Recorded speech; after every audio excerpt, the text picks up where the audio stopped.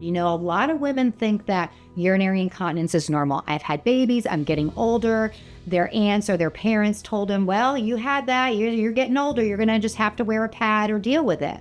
But there's a lot of things that we can do. So we want to get you to feel like you have control, you're getting back to activities. So my name's Eliza Rivera. I am a physical therapist and I'm a board certified pelvic health rehab specialist.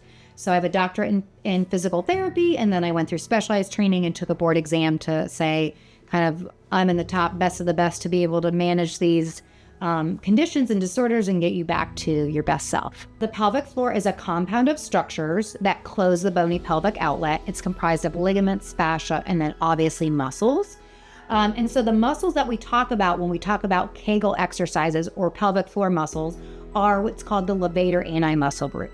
It's a fancy name to say, hey, it's a hammock of muscles that run from the pubic bone all the way back to the tailbone, and they support the pelvic organs, the bladder, the bowel, the uterus in case of females, to keep those structures supported. It provides core support and allows us to have good movement up and down the dynamic chain of our body. So when we squat, we lift, we bend, our pelvic floor muscles need to support our core. In general, pelvic floor physical therapy has been shown in research to be 50 to 75% symptom improvement, which is pretty huge when we're looking at return to function and quality of life. So you've got patients that may come in to say to you, like a patient today saying, I am so anxious, I'm not leaving my house as much. I'm like mortified because she's having both urinary and fecal leakage symptoms because of a pelvic floor disorder. And that's really hard. Unfortunately, pelvic health is still something that's underutilized, under-recommended for men and women.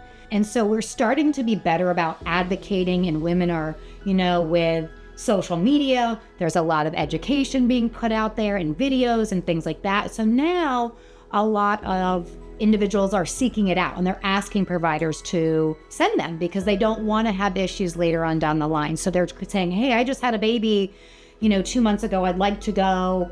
I know I'm going to have some issues, and kind of catch it before it becomes a problem.